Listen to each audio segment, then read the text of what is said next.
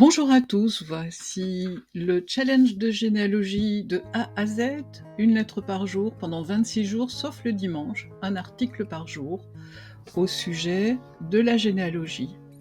Donc, nous allons commencer ce challenge par le titre. Moi, j'ai choisi les ressources de recherche en Belgique et j'espère vous apporter davantage d'informations par rapport à un précédent challenge que j'avais fait, mais avec beaucoup moins d'informations numériques. Ici, il y a énormément de choses qui ont changé dans les archives et nous allons pouvoir partir à la recherche de sources peut-être inconnues ou nouvelles pour vous.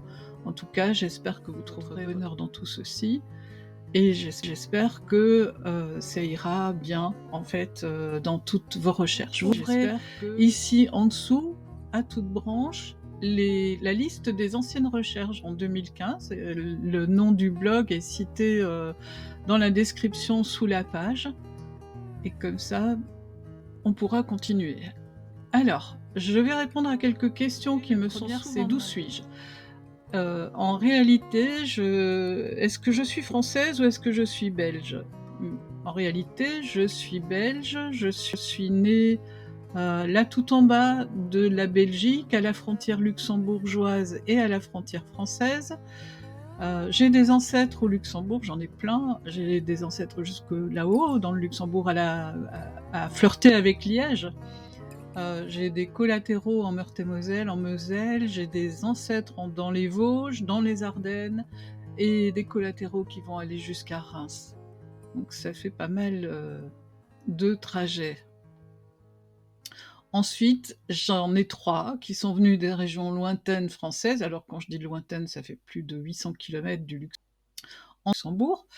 Il y a Mathieu Maret, le Vendéen, en 1742, et puis Jean Bergier, le Limousin, en 1757, ainsi que Louis Roblin, le Nivernais. Ils sont venus au Luxembourg, je ne sais pas très bien comment, peut-être étaient-ce des soldats, parce qu'il y avait un cantonnement, il y avait une caserne en fait à Rochefort, qu'est-ce que je raconte ? Il y en avait une à Rochefort, c'est sûr, mais il y en a une à Neuchâteau, dans le Luxembourg, et en fait ils se sont mariés, et ils se sont installés, ils ont fait souche. Ensuite, il y a ceux qui émigrèrent loin, mais vraiment loin. Là, ceux-là, ils ont été influencés par en fait ce qu'on appelle les marchands de rêve. Au moment de 1800, les Luxembourgeois sont devenus assez pauvres, donc on leur a proposé de vendre terre et biens pour partir, et donc ils ont été emmenés en bateau pour une destination qui était la Nouvelle-Orléans, qui était là bien avant Ellis Island, et ils ont améri ici pour en fait se retrouver ensuite dans l'Indiana et fonder des communautés qui sont encore actuellement très vivantes et qui aiment bien faire de la généalogie aussi. Il y a une autre série de Luxembourgeois qui sont partis vers l'Argentine, mais là j'ai moins d'informations. Et ensuite, au XXe siècle, il y en a qui sont partis vers le Canada. Moi-même, j'ai effectué beaucoup de déménagements. Alors, je vous montre la carte suivante. Donc, nous avions commencé dans la province du Luxembourg à cause de la profession de mon père, et ensuite on était dirigé vers le Hainaut, puis vers le Brabant wallon, donc cette région-là.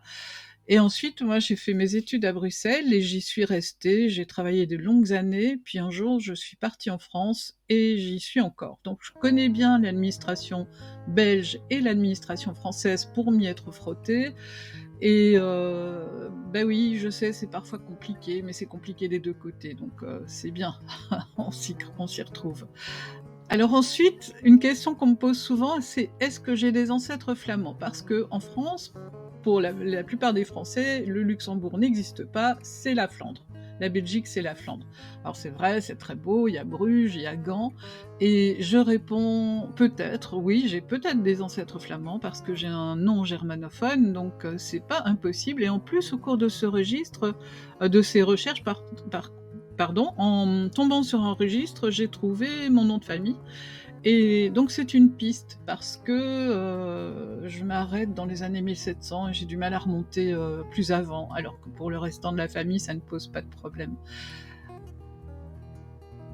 Est-ce qu'il faut connaître le néerlandais pour faire les recherches? Alors je répondrais oui et non, parce qu'il y a de l'aide. Il y a toujours de l'aide à trouver très facilement maintenant sur internet et puis sur Facebook.